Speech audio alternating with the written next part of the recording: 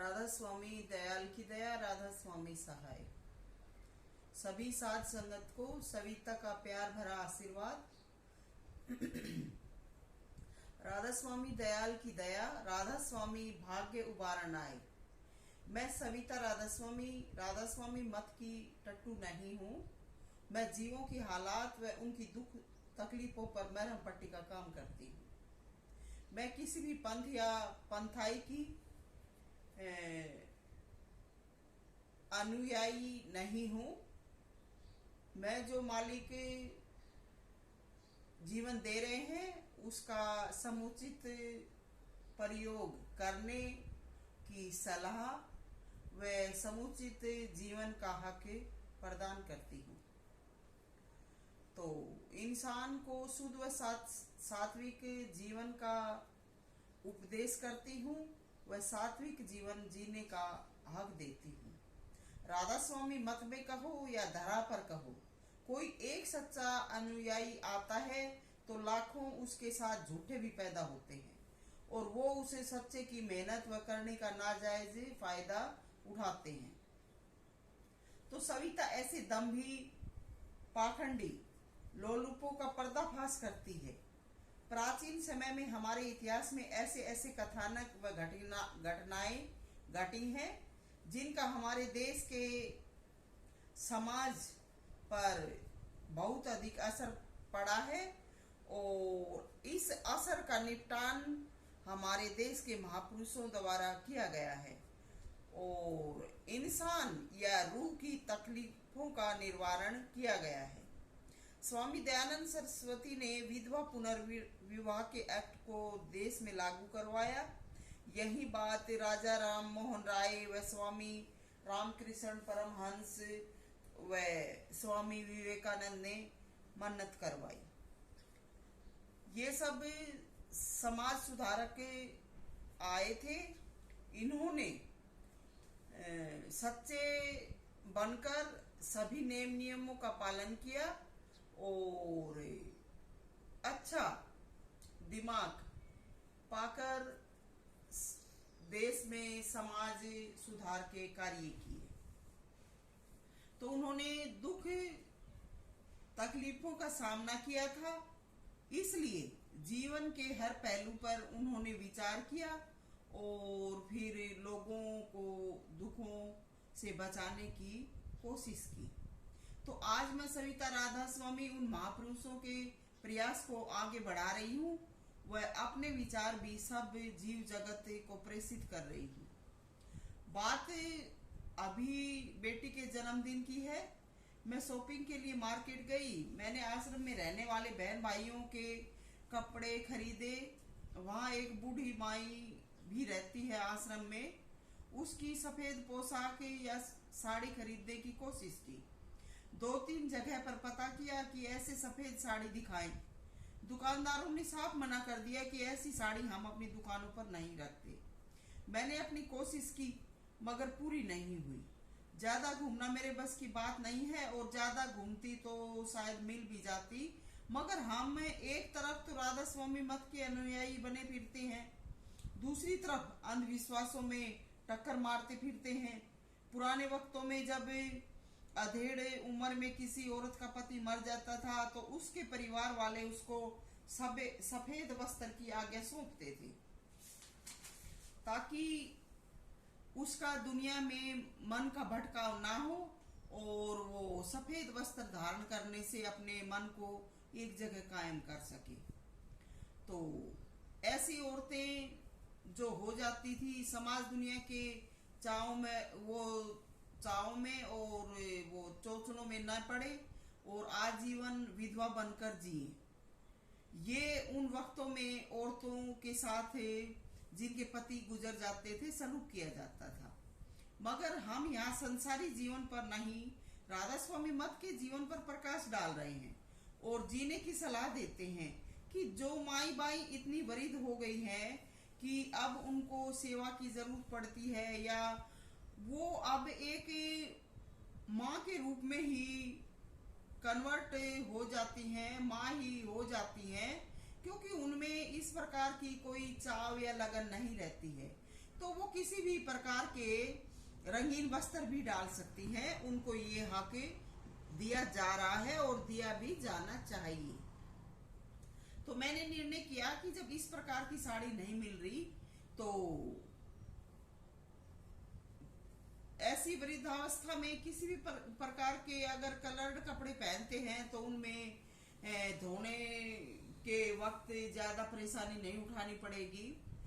सफेद कपड़ों में ज्यादा मेहनत की जरूरत पड़ती है और इसलिए जो भी वृद्ध हो गए हैं, बुजुर्ग हैं, उनको सफेद कपड़े छोड़कर अगर कलर्ड कपड़े पहनेंगे तो दिक्कत नहीं आएगी। तो जो ऐसी माई बाई हैं जो किसी घटना से या किसी भी वजह से इस प्रकार हो गई थी तो उनको भी सेवा की जरूरत पड़ती है, क्योंकि उन्होंने भी अपना समय मालिक की भक्ति व सेवा में लगाया है। तो हम उनको विधवा ना माने और उनके किसी भी इस उम्र में क्रियाकलाप पर कोई संशय न उठाएं। उनकी सेवा करें, उनके कपड़ों पर नजरअंदाजी ना करें। वृद्धावस्था में सफेद कपड़े धारने पर मेहनत बहुत अधिक लगती है। रंगीन कपड़े आसानी से धुल जाते हैं, उनमें मेहनत श्रम कम लगता है और मालिक का नाम भजने वाले सुहागिन तो नहीं कहूंगी, क्योंकि वो फिर भक्तनी हो जाती हैं और वो सौभाग्यवती बन जाती हैं। उनको उम्र के हिसाब से हम ये हक प्रदान करते हैं। मैं सविता राधा स्वामी ये हक देती हूँ, क्योंकि उम्र के साथ हर चीज बदलती है। तो जिनको संसार विधवा मानता है, हम ऐसा अन्याय नहीं करते।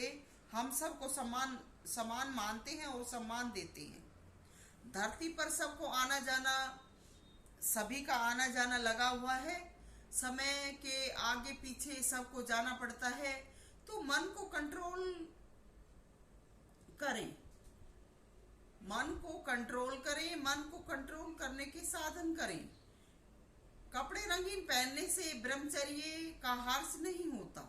सफेद कपड़ों में जो बुजुर्गों को परेशानी होती है, खासकर औरत जाति को, वो रंगीन में नहीं रहती।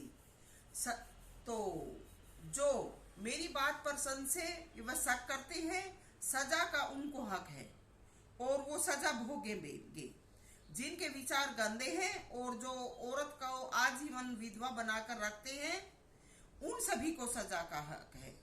सभी माई भाइयों को अच्छा व सच्चा जीवन जीने की सलाह सविता राधा स्वामी करती है। तो हमें अंधविश्वासों व भ्रांतियों से ऊपर उठना है। दूसरे जो कोई सेवादार खाना पीना रहना तो आश्रम में करते हैं और सेवा का ढोंग पीटते हैं, ये उनका कोई सेवकपना नहीं है। वैसे जहाँ रहेंगे वहाँ भोजन पानी तो करना पड़ेगा और जो भोजन पानी हम करते हैं रहते हैं, उससे हमें सेवा का फल मिलता रहता है। तो सेवा के बदले में हम अपना गुजारा भी करते रहते हैं और जब इस प्रकार से हम अपना जीवन वहाँ जी रहे हैं तो हमें अपनी सेवा का एहसान भी नहीं जताना चाहिए। बहुत सारे आश्रमों में रहकर अपनी सेवा का एहसान दिखाते हैं और नियमों को भंग करते हैं, तो वो सेवक नहीं है। आश्रम में जो भी आते हैं उनको अपने बच्चों को साथ रखने की हिदायत दी जाती है। या फिर बच्चे नादान हैं तो अपने बच्चों को संभालो, क्यों सेवा का ढोंग करते हो? अपने बच्चे तो संभालते नहीं हैं, सेवा क्या खाक करते हो? दूसरे इनके बच्चों को आश्रम में उठाए फिरते हैं। किसने कहा तुम ऐसे हालातों में आश्रम में डेरे लगाकर पढ़ो और सेवा के ढोंग करो? अपने घरों में अपनी संतान का पालन पोषण क्यों नहीं करते? अपने घरों में अपनी संतान का पालन पोषण करो। ये जो आश्रम बने हैं ये तुम्हारी सेवा के लिए नहीं बने हैं, ये सिर्फ भक्तों के लिए और भजन ध्यान करने वालों के लिए ही बने हैं। तुम वहां अपनी संतान का पालन पोषण करते हो, तुम समाज में ही गिरे हुए हो, तुम अपनी सामाजिकता को पूरा नहीं करते हो। तो ऐसे इंसान क्या भगत बनेंगे? और जो भगत वहां आते हैं वो इनको अपनी जुबान से इसलिए नहीं कहते क्योंकि ये लोग गंदे हैं। अगर इनकी नजरों में शर्म हो तो ये इन आश्रमों में पढ़ के ऐसे करतूत ही न करे। क्या अपने बच्चों का ध्यान क्यों नहीं रखते? सत्संग से पहले हिदायत दी जाती है, अपने बच्चों का ध्यान रखो, अपने पास रखो, अपने बच्चों को जो भी आती है संभाल कर रखो।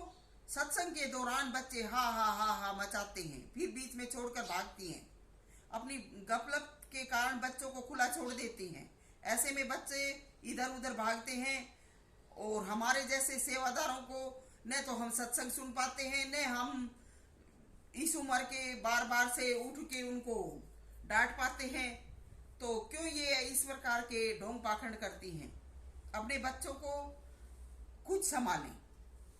ऐसी औरतों से किसी प्रकार की सेवा हम नहीं लेते हैं, और जो ऐसी औरतों से सेवा लेते हैं वो गिरे हुए हैं। सत्संग के बीच में बच्चा आकर चिल्लाता है, सभी का ध्यान बच्चे पर जाता है, तो कहां मालिक की तरफ ध्यान किया? ध्यान तो बच्चे पर गया। एक सत्संग वचन का उल्लंघन, दूसरे खुद की गुंडागर्दी, ऊपर से दूसरों को दोषी ठहराना, दोहरा गुना। और फिर दुनिया में शानपत गुरु ने घर का बनाने से भक्ति पूरी नहीं होती। भक्ति भगवान के तौर तरीके अपनाने से पूरी होती है। भगवान परमात्मा से तो मार खाओगे, सेवा के बदले भगवान को खरीदने की कोशिश करते हो, कभी सफल नहीं होगे। यारों का दबदबा बनाने से और यारों सेवा वाही हासिल करने से भगत नहीं बन सकते। भक्ति व सेवा का मार्ग अलग है। 4 रोटी बेल दी, बदले में सारी उम्र आश्रम में जीना खाना खाक सेवा कर दी। ऐसे ही सच्चे और पक्के थे तो सेवा करके दिखाते। ऐसे दम्भी और पाखंडी, चाहे साधु हैं चाहे साध्वी हैं, सबको मार खानी पड़ेगी। सेवादार बनो, कब्जेदार मत बनो। हर चीज पर कब्जा चलाते हो, ज्यादा दिन नहीं टिक पाओगे। मौज हवाले रहो, गुंडागर्दी करोगे, मार के हकदार भी बनोगे, और मार तुम पर पड़ भी रही है। कोई गुरु सतगुरु नहीं बचा सकता। कर्म जो जो करेगा तू वही फिर भोग ना भरना। जगत के जाल से जो तो हटो छोड़ो, मर्दानगी करना। मर्दानगी करते हो, करने के लिए कुछ नहीं कर रहे, मर्दानगी दिखाते हैं। राधा स्वामी मत नम्रता और दीनता का मार्ग है। हुक्म की काबिलियत नहीं है, हुक्म करोगे तो सजाए हकदार के मालिक हो। किसी से कोई शिकायत नहीं कर सकते, कर्म भोगना पड़ेगा। सतगुरु से रिश्तेदारी गांठना ही मार है। सतगुरु से जो रिश्तेदारी गांठते हैं, रिश्तेदारपना अगर करना है तो दुनिया में ही रहो। दुनिया से भी भगोड़े होते हो, सतगुरु ने जाके रिश्तेदारी में बरतते हो। सतगुरु ने भी अपने गू गोबर में भरते हो और बचाओ वही इज्जत की आस करते हो। तुम्हारी नादानी है, भूल है, नहीं बचोगे। एक सतगुरु का खाना अलग से बनाने का हुक्म है, बाकी क्यों भंडारे में खाना नहीं लेते? क्यों अपने घरों को छोड़कर आश्रम में पड़े हैं? क्यों स्वादों में फंसे हैं? अगर इसी प्रकार का स्वादिष्ट खाना था तो अपने घरों में अपनी पत्नी के हाथों से बनवा के खाते और वहां रह के काम करते। आश्रम में आके पड़ जाते हैं, अपने घर को भी छोड़ते हैं, बच्चों को छोड़ते हैं और दूसरे की बहन बेटियों के हाथों से खाना बना बना के चटकारे लगाते हैं। अरे बेशर्मो, ये कौन सी सेवा है तुम्हारी? ऐसे हो तो जो भंडारे में बनता है वही प्रसाद लो।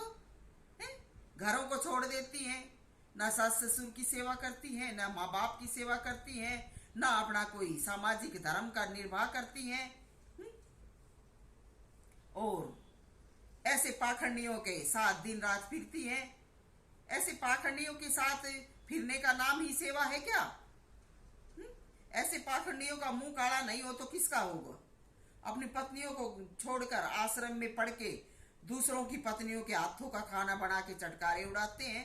क्यों? तुम्हारी पत्नी मर रही है, सेवा करो, आश्रम में खाना खाओ, अपने घरों में जाके। सेवा के दौरान भूख प्यास लगती है, थोड़ा बहुत ले लो, कौन कहता है? किसी पर एहसान है नाम भजने का? आश्रम में रहते हो तो जो खाना भंडारे में बनता है वहीं खाओ। क्यों पराई औरतों के पोतड़े धोते फिरते हो? ये भक्ताई है? सविता को पागल ठहराते हैं। क्यों?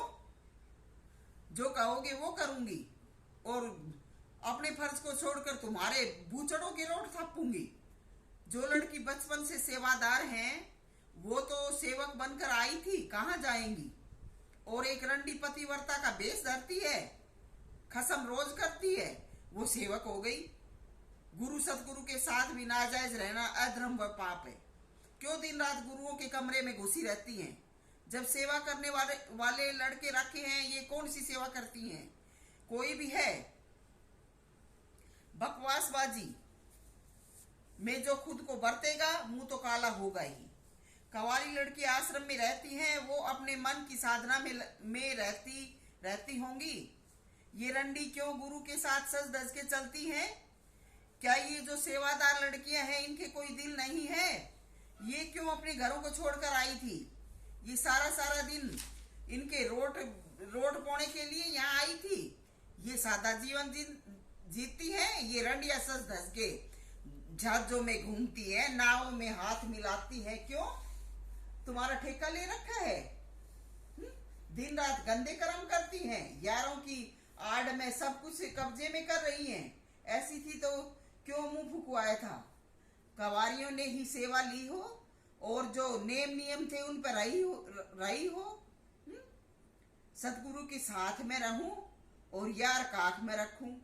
अरे क्या अपने आप को बन के दिखाती हैं? कोई इनकी चाल को कोई नहीं जानता है। तुम्हारे बाप का राज है। एक यार इनके बालका ने खिलावे, एक इनकी लटा ने सहलावे और फिर ये संतों ने दबा के मरवावे। गए वो वक्त है? संतों का कोई कहा नहीं मानने, संतों को ही उल्टे दबा के रखवावे। अरे गंदियो, तुम्हारे से गंदा कौन है? क्या सेवक बनती हो? ऐसी होती तो अपने घर में सब फर्ज पूरे करके फिर आश्रम में सेवा के लिए आती। परमात्मा तुम्हारे बाप का दबावदार है क्या? जो तुम कहोगी और वो यहाँ पे राज शासन करोगी और परमात्मा फिर थारे मुंह आने थप्पड़ते रह जाएगा। मार की हकदार हो। ऐसा जो करेंगी मार की हकदार हैं, मार ही खाएंगी। सविता राधा स्वामी ने ठेका नहीं ले रखा कि उल्टे कर्म जो करेंगी उनकी कलम अच्छी चलवा देगी। नो, सविता राधा स्वामी के घर में तुमने नकदी ना डाल रखी के अब दिन रात तुम गंदे मंदे करोगे, थारे घर में आके बैठेगी, जो हुक्म करोगे वो करेगी नहीं। सविता नाम की और परमात्मा की सेवक है। पाखंडियों की, दम्भियों की सविता कोई परवाह नहीं करती। सविता मौजादीन। जो अच्छे सच्चे हैं सबको आशीर्वाद, और जो इस प्रकार के हैं उनको मार पड़नी ही चाहिए। राधा स्वामी। सविता।